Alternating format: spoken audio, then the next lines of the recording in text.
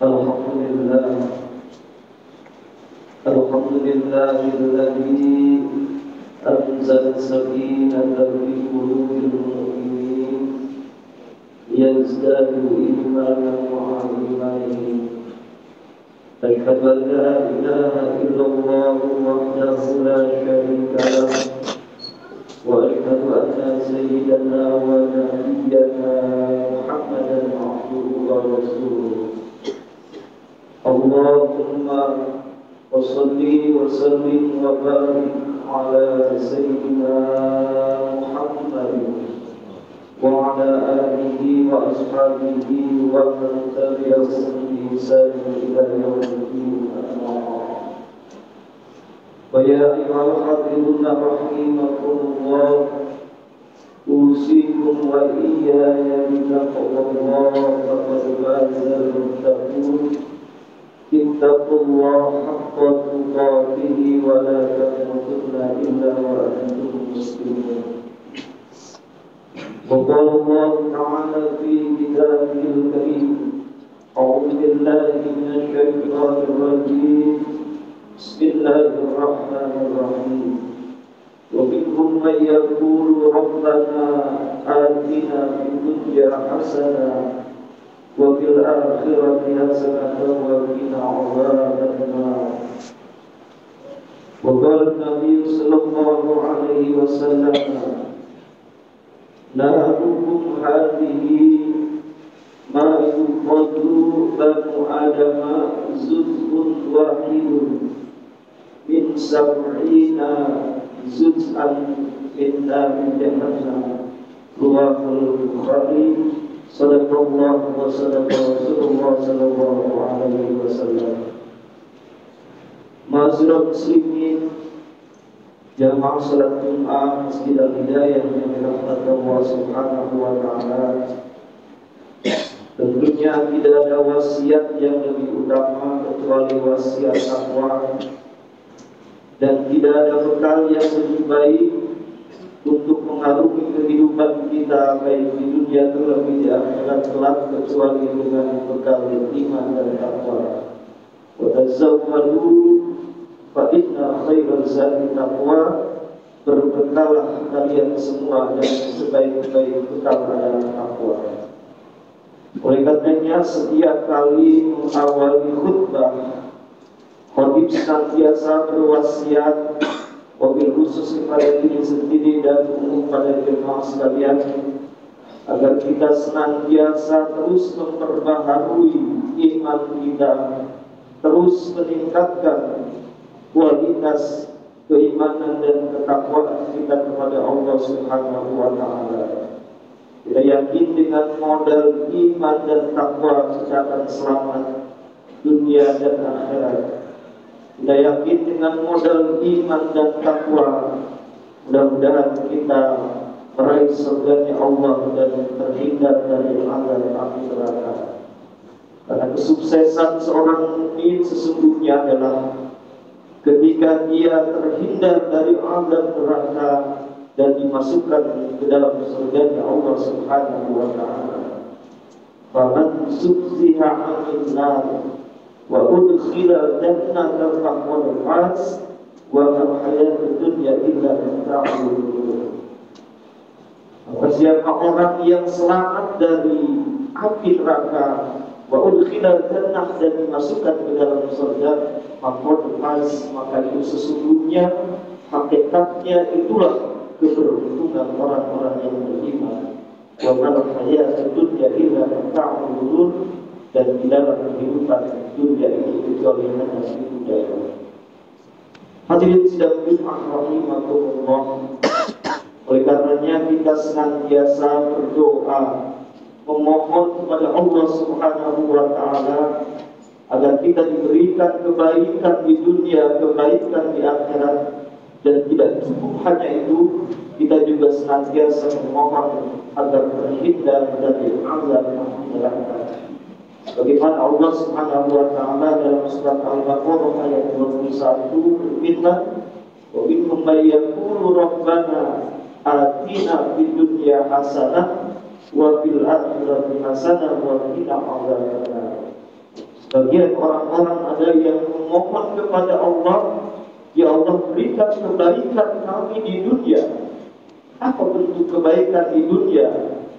Bisa berbentuk afiat, kesehatan, rizki, umur yang panjang, diberikan keluarga yang sakinah, mawaddah, warahmah, diberikan anak-anak yang soleh dan solihah. Itu adalah bentuk-bentuk kebaikan di dunia. Wabil akhirati hasanah ayat jannah. Kita mohon juga kebaikan di dunia, yakni surganya Allah Subhanahu wa Ta'ala. Dan tidak cukup hanya itu, juga kita berlindung memohon kepada Allah wa qina adzabannar, agar kita terhindar dari azab neraka. Kenapa jemaah yang dirahmati Allah Subhanahu wa Ta'ala? Rasulullah sallallahu alaihi wasallam sebagaimana yang diriwayatkan oleh sahabat Anas bin Malik, beliau banyak sekali berdoa, mengucapkan doa ini. Dan doa ini memang terdapat dalam Al-Quran, dan ini yang paling banyak diucapkan oleh Rasulullah SAW, di mana beliau memohon kebaikan dunia akhirat dan terhindar dari azab api neraka.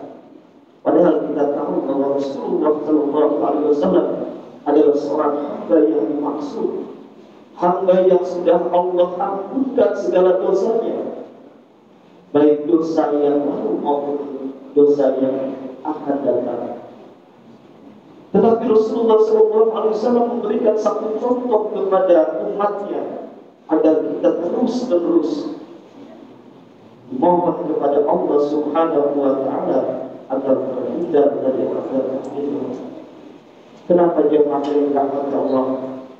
Kita bisa bayangkan bagaimana Rasulullah di dalam sebuah hadis sahih riwayat Imam Bukhari menjelaskan, menggambarkan tentang api neraka. Beliau mengatakan, narukum hadhihi ma yuqadu bani adama zuz'un wahidun min sab'ina zuz'an min nar jahannam. Api yang digunakan oleh anak Adam di dunia ini itu hanya satu bagian dari 70 bagian panasnya api neraka jahanam. Dengan kata lain, neraka jahanam itu panasnya 70 kali lipat panasnya api di dunia yang kita gunakan. Maka kita berlindung kepada Allah Subhanahu wa Ta'ala. Allahumma ajirna minan nar, Allahumma ajirni minan nar, Allahumma ajirni minan nar. Paling tidak itulah doa 3 kali minimal kita ucapkan selepas kita sholat. Karena kata Rasulullah SAW, man sa'ala Allah jannata salasan marratin qalat il jannah Allahumma khilqul jannah. Siapa orang di antara kalian memohon kepada Allah untuk dimasukkan ke surga Allah 3 kali, maka maka surga berkata, Allahumma khilqul jannah, ya Allah masukkanlah hamba itu ke surga. Wa man istajaru minan nar, dan siapa orang yang memohon perlindungan kepada Allah akan azab api neraka salasa apatin 3 kali, qalatin nar Allahumma ajirhu minan nar, ya Allah selamatkan orang yang memohon itu dari azab api neraka. Hadirin jemaah yang dirahmati Allah Subhanahu wa Ta'ala, tentunya setiap kita, setiap muslim mendapatkan akan surganya Allah Subhanahu wa Ta'ala, dan kita tidak bisa membayangkan bagaimana panasnya azab api neraka. Oleh karenanya mari kita ikuti tuntunan Rasulullah SAW. Bagaimana caranya agar kita terhindar dari azab api neraka ini?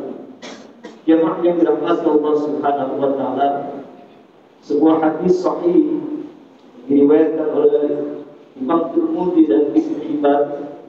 Satu ketika Rasulullah SAW bertanya kepada para sahabat. Rasulullah SAW bersabda, "Ala ukhbirukum bimman tuharramu alaihi nar." Wahai para sahabatku, maukah engkau aku tunjukkan Maukah engkau aku kasih tahu orang-orang yang akan tersentuh, yang tidak akan tersentuh dari azab api neraka? Maka dengan sangat antusias para sahabat menjawab, "Qalu lana ya Rasulullah." Tentu kami ingin tahu ya Rasulullah. Kemudian Rasulullah SAW melanjutkan, "Qurrima 'alan nar kulli hayyin layyin sahid qaribin minan nas." Kata Rasulullah SAW, ada 4 kelompok manusia yang Allah harapkan jasadnya tersentuh api neraka. Yang pertama adalah kelompok hayyin. Siapa kelompok hayyin? Orang-orang yang memiliki ketenangan jiwa, orang-orang yang memiliki ketenangan lahir dan batin, sehingga setiap sikap dan pribadinya dia senantiasa bersikap tenang, tidak emosional, tidak temperamental, dan tidak suka memvonis orang lain, menyalahkan orang lain. Maka orang-orang semacam inilah termasuk kepada orang-orang kelompok orang yang akan selamat dari azab api neraka. Orang-orang yang memiliki ketenangan hati, ketentraman jiwanya, maka dia akan membawa dampak positif dalam kehidupan di masyarakatnya. Lalu bagaimana caranya agar kita memiliki ketenangan jiwa, ketenangan hati ini? Al-Quran dengan jelas surat Al-Ra'd ayat 28 Allah sudah memberikan petunjuk. Ala bi dzikrillahi tatma'innul qulub. Ingatlah, dengan berzikir kepada Allah, dengan banyak kita mengingat Allah, tatma'innul qulub, maka hati ini akan menjadi tenang, hati ini akan menjadi tenang. Maka ketika datang emosi, ketika datang amarah pada diri kita, segeralah kita kembali kepada Allah, berzikir, segeralah kita untuk mengingat Allah Subhanahu wa Ta'ala, karena dengan mengingat Allah itu akan menenangkan hati kita. Hadirin sidang Jumat yang dirahmati Allah Subhanahu wa Ta'ala. Kemudian kelompok yang kedua kata Nabi adalah kelompok layyin. Orang yang memiliki sifat lemah lembut, sopan santun, tidak bersifat kasar kepada siapapun, maka orang ini termasuk kepada orang-orang yang akan selamat dari tersentuh azab api neraka. Kalau orang memiliki sifat lembut, sifat sopan santun, ramah tamah, maka dia bergaul dengan siapapun akan enak. Dan ketika dia berucap, ucapannya itu tidak pernah menyinggung perasaan orang lain. Ketika dia berbicara, bicaranya itu tidak menyakiti hati orang lain, sehingga orang-orang akan terselamat dari lisan dan hati. Inilah sesungguhnya hakikat seorang muslim. Al-muslimu man salimah muslimuna min lisanihi wa yadihi, riwayat Bukhari dan Muslim. Orang Islam sesungguhnya adalah orang yang di mana orang lain selamat dari lisannya dan selamat dari tangannya. Artinya apa? Orang Islam sesungguhnya adalah orang yang memberikan ketenangan, ketentraman kepada orang lain, sehingga dia tidak, lisannya tidak pernah menyakiti perasaan saudaranya, perasaan orang lain. Kelembutan hati seseorang mungkin tidak mudah kita miliki, dan tidak semua orang memiliki kelembutan hati. Karena kelembutan hati ini adalah merupakan rahmat dari Allah Subhanahu wa Ta'ala. Jamaah rahimahumullah, 23 tahun Rasulullah SAW berdakwah dengan waktu yang begitu sangat singkat, tetapi Islam bisa menembus seluruh Jazirah Arab. Islam bisa menembus kepada seluruh dunia. Kenapa? Karena kepribadian Rasulullah SAW yang lemah lembut kepada siapapun, hatta kepada orang-orang yang memusuhi dia sekalipun. Maka Allah Subhanahu wa Ta'ala di dalam surat Al-Imran ayat 159 menegaskan, "Fabima rahmatin minallahi linta lahum walau kunta fadlan ghalidhal qalbi lanfaddu min hawlik." Maka dengan sebab rahmat Allah lah, linta lahum, hati kamu menjadi lembut. Seandainya Rasulullah berdakwah dengan hati yang kasar, maka tentu orang-orang di sekelilingnya akan menjauh dari Rasulullah SAW. Maka kelembutan hati ini bisa menyebabkan kita terhindar dari azab. Kemudian yang ketiga, kelompok sahih, kelompok orang yang mempermudah urusan dengan orang lain. Ketika dia berurusan dengan orang lain, dia tidak mempersulitnya. Dia selalu mudah memberikan kemudahan kepada siapapun ketika ia berurusan dengan orang lain. Dan ketika kita memudahkan urusan kita dengan orang lain, maka di akhirat nanti Allah berjanji akan memudahkan urusan kita. Ketika kita mau membantu saudara-saudara kita yang mengalami kesulitan, maka Allah sudah berjanji Allah akan menghilangkan kesulitan kita di akhirat. Kemudian yang terakhir, kelompok yang terakhir adalah kelompok qarib minan nas, orang yang senantiasa dekat mendekati, artinya orang yang mudah akrab bergaul dengan siapapun, orang yang mudah berkomunikasi dengan siapapun, sehingga kehadirannya bisa membawa ketenangan, kehadirannya bisa membawa kesejukan, dan lebih dari itu, setiap dia hadir, dia selalu membawakan solusi, bukan membawa masalah. Dan inilah orang sebaik-baik manusia, kata Rasulullah SAW. Kata Nabi, orang yang paling baik bukan orang yang banyak sholatnya, yang banyak sedekahnya, tetapi Rasulullah katakan, khairun nas anfa'uhum linnas, sebaik-baik manusia adalah yang banyak memberikan manfaat untuk kehidupan orang lain. Hadirin sidang yang dirahmati Allah Subhanahu wa Ta'ala. Inilah pesan Rasulullah SAW. Ketika kita ingin terhindar dari azab api neraka, tentunya tidak cukup hanya dengan ibadah makhluk, tetapi juga kita harus memperhatikan ibadah dari makhluk. Kalau kita perhatikan dari 4 kategori ini, semua ini kaitannya dengan masalah sosial, masalah hubungan kita dengan sesama manusia.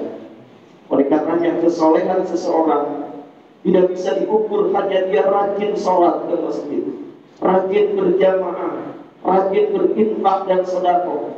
Mungkin dia setiap bulan, setiap tahun dia berangkat ibadah haji dan umroh, tanpa memperdulikan kehidupan di sekelilingnya, tanpa memperhatikan kehidupan saudara-saudaranya. Jadi kesalehan sosial tidak bisa diukur hanya kita ibadah makhluk saja, tetapi juga ibadah dari makhluk. Bagaimana hubungan kita dengan sesama manusia? Maka Allah Subhanahu wa Ta'ala menegaskan, "Duribat alaihim dhillatu aynama tuqifu illa bihaqqin minallah wa haqqin minan nas." Di mana saja kita hidup, kita akan ditimpa kesulitan, kita akan ditimpa kehinaan, illa bihaqqin minallah wa haqqin minan nas, kecuali orang-orang yang senantiasa berhubungan baik dengan Allah dan berhubungan baik dengan sesama manusia. Maka antara hubungan vertikal dan hubungan horizontal ini harus seimbang. Dengan kita memperhatikan kewajiban kita terhadap Allah, juga kita tidak menyepelekan kewajiban kita membantu saudara-saudara kita, membantu sesama kita. Masyaallah muslimin, tidak lebih rahimahullah. Barangkali inilah khutbah singkat yang dapat kami sampaikan. Mudah-mudahan ada manfaatnya dan mudah-mudahan menjadikan renungan bagi kita semua. Barakallahu li wa lakum fil Qur'anil azim wa nafa'ani wa iyyakum bima fihi minal ayati wa dzikril hakim wa taqabbalallahu minni wa minkum tilawatahu innahu huwas samiul alim. Aqulu qawli hadza wastaghfiru innahu huwal ghafurur rahim.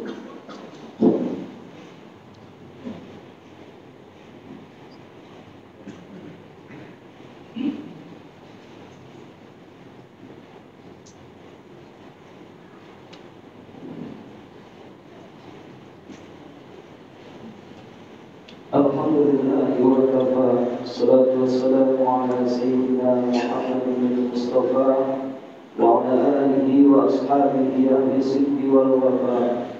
Asyhadu an la ilaha illallah wahdahu la syarika lah wa asyhadu anna sayyidana wa nabiyyana Muhammadan abduhu wa rasuluh. Allahumma shalli wa sallim ala hadzal nabiyil karim wa rasulil azim وعلى آله وأصحابه ومن تبعهم بإحسان إلى يوم الدين أما بعد. فيا أيها الحاضرون رحمكم الله، أوصيكم وإياي بتقوى الله وطاعته لعلكم تفلحون. اتقوا الله حق تقاته ولا تموتن إلا وأنتم مسلمون. واعلموا أن الله تعالى صلى على نبيه القديم فقال تعالى إن الله وملائكته يصلون على النبي يا أيها الذين آمنوا صلوا عليه وسلموا تسليما. اللهم صل وسلم وبارك على سيدنا محمد وعلى آله وأصحابه وأزواجه وذريته ومن تبعهم بإحسان إلى يوم الدين وعلينا معهم برحمتك يا أرحم الراحمين. اللهم اغفر للمؤمنين والمؤمنات والمسلمين والمسلمات الأحياء منهم والأموات إنك سميع قريب مجيب دعوات ويا قادر الحاجات. اللهم إنا نسألك الهدى والتقى والعفاف والغنى. اللهم إنا نسألك رضاك والجنة ونعوذ بك من سخطك والنار. اللهم أرنا الحق حقا وارزقنا اتباعه وأرنا الباطل باطلا وارزقنا اجتنابه.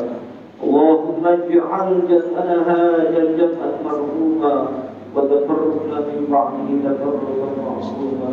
ربنا هب لنا من أزواجنا وذريتنا قرة أعين واجعلنا للمتقين إماما. ربنا آتنا في الدنيا حسنة وفي الآخرة حسنة وقنا عذاب النار. والحمد لله رب العالمين. عباد الله، إن الله يأمر بالعدل والإحسان وإيتاء ذي القربى وينهى عن الفحشاء والمنكر والبغي يعظكم لعلكم تذكرون. ولذكر الله أكبر.